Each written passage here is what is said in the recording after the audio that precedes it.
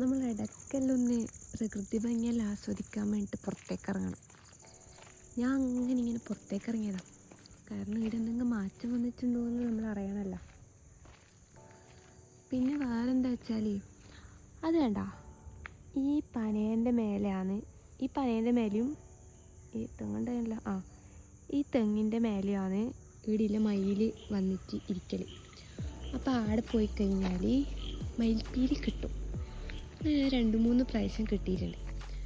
ഇപ്പം എനിക്ക് പോകണമെന്നുണ്ട്, പക്ഷേ എനിക്ക് ഞാൻ ഒറ്റക്കാണ്. എന്നെ ആരെങ്കിലും തട്ടിക്കൊണ്ട് പോയാലോ.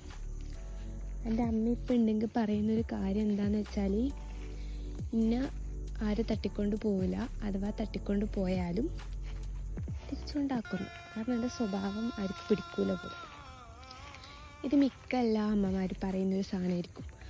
എനിക്ക് അതിൻ്റെ ഉള്ളിലേക്ക് പോകണമെന്നുണ്ട്. നിങ്ങൾ കാണുന്നില്ലേ, ഫുൾ കാടാണ്, ഒരു മനുഷ്യക്കുഞ്ഞ് പോലും ഇല്ല. പിന്നെ കാടിൻ്റെ ഒരു നിയമം വെച്ചിട്ട് നമ്മൾ മൃഗങ്ങളെ കാണുന്നില്ലെങ്കിലും മൃഗങ്ങൾ നമ്മളെ കാണും എന്നാണ് കാടിൻ്റെ ഒരു ഇത്. അങ്ങനെയാണ് സിനിമയിലെല്ലാം ഞാൻ കേട്ടിട്ടുള്ളത്. അതുകൊണ്ട് അതിൻ്റെ ഉള്ളിലേക്ക് നമുക്ക് പോകണ്ട. നമുക്ക് മയിൽപ്പീലി എടുക്കാൻ വേറൊരു ദിവസം പോവാം. ആരെങ്കിലും ഒരാളുള്ളൊരു ദിവസം പോവാം. പേടിയില്ലാണ്ടെന്നല്ല, വെറുതെ എന്തിനാണ് നമ്മൾ പരീക്ഷിക്കുന്നത്.